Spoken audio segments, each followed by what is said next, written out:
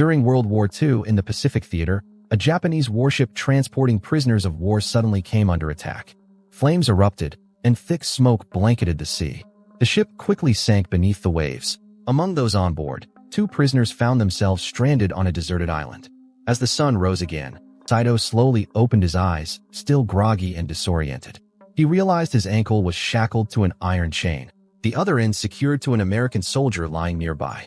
Not far off, the body of another man who had washed ashore lay motionless. Just as Saito reached for his pistol at his waist, the American soldier stirred awake. Without hesitation, the American launched an attack on the Japanese man. Both were burning with anger and distrust, and before long, they were exchanging blows fiercely on the shoreline. Neither noticed the dark shape slowly moving through the water toward them. As the fight continued, the American soldier gained the upper hand. Suddenly, a powerful force grabbed him from behind. If it hadn't been for the chain linking him to Saito, he would have been dragged beneath the waves. Saito's eyes widened in shock. He quickly grabbed his pistol and fired at the shadow in the water. After tense moments, the dark figure vanished back into the depths. Cold ocean water slowly brought both men back to their senses. They realized the biggest threat wasn't their opposing sides, but something far more dangerous out there. The heavy iron chain binding their ankles together was proof enough. They were both prisoners of war captured by the Japanese. Fighting each other here made no sense. Logan, the American soldier, had a naturally upbeat personality and took the lead, suggesting they work together if they wanted to survive whatever unknown creature lurked nearby. As they scanned the beach, debris and bodies kept washing ashore. Among the wreckage, Logan found a metal gear that just might help them pry open locked crates. This small victory eased their worries about running out of supplies anytime soon. As evening approached, Saito used the salvaged tools to prepare a seafood meal for them both. Full and somewhat comforted, the 2 men started thinking seriously about how they could survive longer on this deserted island. The most urgent problem wasn't just waiting for a passing ship. It was breaking free from the iron chain linking them together. Logan remembered the metal gear and tried smashing the chain with all his might, but after several minutes, it didn't budge. Saito, who seemed to know a thing or two about shackles, pointed to the joint connecting the shackle to the chain, saying that was the weakest spot. Logan was skeptical but decided to trust him. With all his strength, Logan hammered at that joint, and to their excitement, the chain snapped open with a sharp crack. Both men let out triumphant cheers, finally feeling a glimmer of hope for their survival. When it came time for Logan to try, he hesitated for a moment. If Saito purposely miscalculated, Logan risked seriously injuring his calf. Despite the doubt, Logan decided to take the chance. With a heavy swing of the metal gear, the iron chain finally snapped, and Logan let out a relieved breath. This shared moment strengthened the fragile trust growing between the 2 men. Suddenly, a flock of birds took off from the nearby woods. Saito's instincts kicked in. Something was wrong. Quietly, he slipped away to investigate. On the beach, he spotted a strange set of footprints. The monster had returned. Before they could react, loud noises echoed from the shoreline. To their surprise, 2 Japanese soldiers were escorting a local fisherman onto the island. Because they hadn't cleaned up the earlier tracks, the newcomer's presence was a dangerous risk. They might expose everything. Thinking quickly, Saito told Logan to hide while he stayed behind to handle the soldiers. The landing party immediately noticed a still-burning campfire and grew cautious. Moving quietly toward the fire, they soon found Saito pretending to be asleep. Claiming to be a soldier who'd washed ashore that morning, Saito spoke fluent Japanese, which slowly lowered the guards of the 2 soldiers. Just as Logan started to feel hopeful, hidden in the shadows, he noticed the monster was also watching the men. Silently, he cursed under his breath and prayed, "Please don't see me." Fortunately, the monster disappeared again after a short while. The 2 soldiers finally settled down by the campfire. But when they spotted 2 water canteens lying on the ground, their suspicion immediately grew. Saito hesitated but nodded, unaware that Logan's U.S. military jacket lay nearby, partially hidden. The soldiers exchanged a glance and silently rose to surround him. One of them rolled up Saito's pant leg, revealing the iron shackle around his ankle. His identity was exposed. He was a fugitive war criminal. Just as they were about to press him for the whereabouts of his comrades, a deep, ominous howl rose from the nearby bushes. The local fisherman's face twisted in fear as he shouted, "The fish man is coming." Clearly, he had encountered this monster before. Everyone there was stunned. Facing enemies on the battlefield was one thing, but dealing with this unimaginable creature was terrifying and unpredictable. One of the soldiers nervously stepped into the bushes, cautiously searching. When he found a cave entrance, a hideous figure suddenly appeared behind him. As the soldier turned around, his arm was severed with a single strike. The soldier guarding Saito panicked, freezing in fear. Then, out of nowhere, Logan burst from the shadows and swiftly ended the soldier's life with a knife. Almost simultaneously, the soldier inside the cave was also killed by the monster lurking within. Saito and Logan immediately realized things had taken a turn for the worse. They quickly darted into the thick grass behind them, leaving the local fishermen trembling with fear. Only when the monstrous mare creature appeared did the fisherman finally remember to run, but he barely took a few steps before the creature slammed him to the ground. Having witnessed the terrifying creature firsthand, Saito and Logan knew better than to stick around. They bolted into the dense jungle, but the relentless monster was right on their heels. Logan stumbled over a tree branch, almost falling, and for the first time managed to get a clear look at the creature's terrifying face. Its sharp, protruding fangs looked like those of a wild beast. Thankfully, Saito returned just in time to strike the mare creature with his knife, forcing it to retreat. Grabbing Logan, he urged him to keep running. As they ran deeper into the wilderness, their anxiety grew. Suddenly, their footing gave way, and they tumbled down a nearly vertical slope. When they finally came to, it was already the next morning. Luckily, the monster hadn't pursued them any further, but in the chaos, the two were separated. Logan was unlucky. Behind him was a rushing stream. Just as he feared, he slipped and fell into the icy water.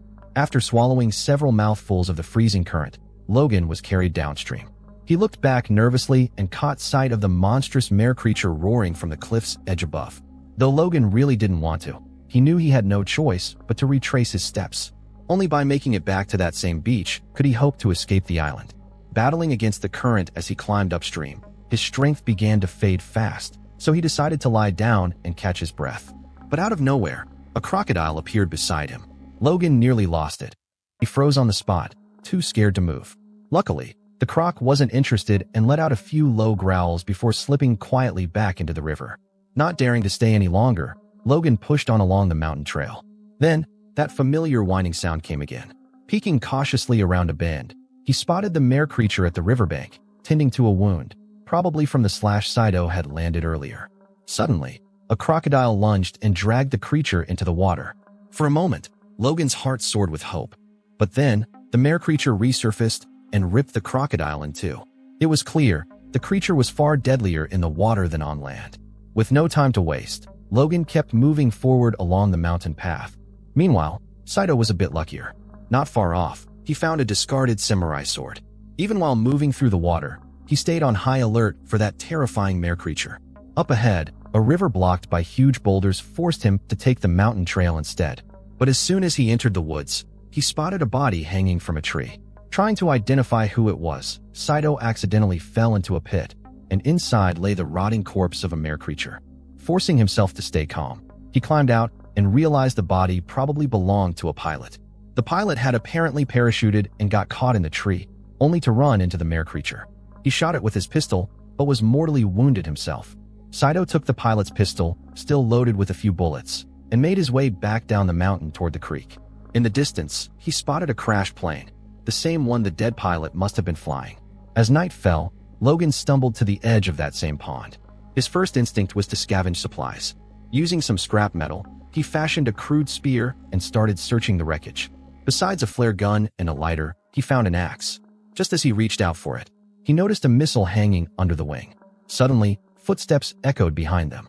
Turning around, Logan saw Saito, the one who had gone ahead to scout the area. Saito told him he'd spotted a cave not far off, and something strange seemed to be inside. Using the light from a lighter, the two cautiously entered the cave. What they saw next left them stunned. A massive egg hung from the ceiling, and faintly visible inside was the shape of the mare creature. They hadn't expected this cave to be the monster's nest. Logan immediately wanted to destroy the egg, but Saito warned that doing so would surely enrage the creature. As they argued back and forth, Logan came up with a compromise. He led Saito back to the plane wreckage, and together they dismantled the missile hanging under the wing. Logan's plan was to take out both the mare creature and its nest in one shot. Unfortunately, once they positioned the missile inside the cave, Logan realized its timer was bent, and without proper tools, fixing it was nearly impossible. Then Logan remembered the axe inside the plane's cabin. They had no choice but to leave the cave again. At that moment, a distant roar from the monster echoed through the night. Worried about a surprise attack, Logan fired off a flare to light up the area. Taking advantage of the moment, Logan rushed to grab the axe from the cockpit. But to his frustration, the rusty blade was stuck tight in its slot. Meanwhile, Saito stood guard with his sword, eyes sharp as the mare creature slowly emerged from the shadows. Saito charged forward to meet the monster, but he was quickly knocked to the ground. Just then, Logan swung the axe wildly, landing several heavy blows on the creature's body. Together, they managed to inflict some serious wounds. Unfortunately, the flare burned out fast, and the injured mare creature slipped back into the darkness.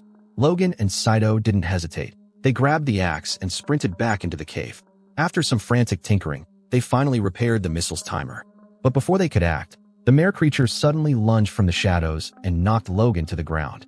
Saito rushed in with a flurry of strikes, but the monster's resilience was terrifying. It pierced Logan's abdomen like he was nothing. Seeing this, Saito pulled out his pistol and fired several rounds, but the bullets only caused minor wounds. Desperate, he aimed the gun at the giant egg hanging above. With a sharp crack, the bullet shattered the egg, sending the embryo crashing down. The mare creature let out a heart-wrenching scream, proof that motherly love, no matter the species, is universal. Knowing his time was running out, Logan tore off his dog tag and shoved it into Sato's hand. He urged Saito to get out of the cave as fast as he could.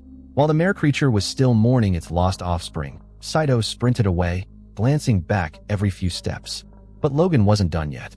Gripping the massive axe, he smashed it hard against the missile's timer. In the next moment, a massive explosion rocked the cave. Sato's eyes filled with sorrow as he silently mourned Logan for a few seconds. Then he started making his way toward the beach. To his shock, the mare creature had survived the blast. With nowhere left to run, Saito gripped his samurai sword tightly and prepared for a fight to the death. Hidden in the grass, the mare creature spotted Sato's back and launched itself at him with a deadly leap. But it was a trick. The figure was just a decoy made from a Japanese soldier's corpse. The real Saito had been lying in wait, hidden inside a nearby sand pit. Suddenly, he sprang up and slashed wildly at the creature. Fueled by fearless determination, Saito unleashed the full power of his swordsmanship and finally brought the monstrous mare creature crashing to the ground. But in the final moments, Saito didn't kill the creature. He understood clearly that it was they, the humans, who were the real invaders of this island. Staggering toward the shore, he tried to fire a signal flare, only to find the magazine empty. Saito gave a bitter smile and shook his head, realizing he was probably going to die right here on this island. Yet, when he woke up again, he found himself aboard a military ship. It turned out that a passing U.S. Navy vessel had rescued him. Logan's dog tag had helped improve his situation, and Saito finally explained why he had become a prisoner of the Japanese army. He revealed that he had killed his superior officer because he couldn't stand the orders to send soldiers to die. After telling his story, Saito quietly gazed out the ship's window, mourning the comrade he had known for less than 2 days, Logan. That's the full story of Orang Aiken. Honestly, the plot was pretty rushed, and even the monster felt cheap and unconvincing. But hey, if you're into Ultraman-style monster battles, feel free to check out the original film. Alright, that's it for today. See you next time.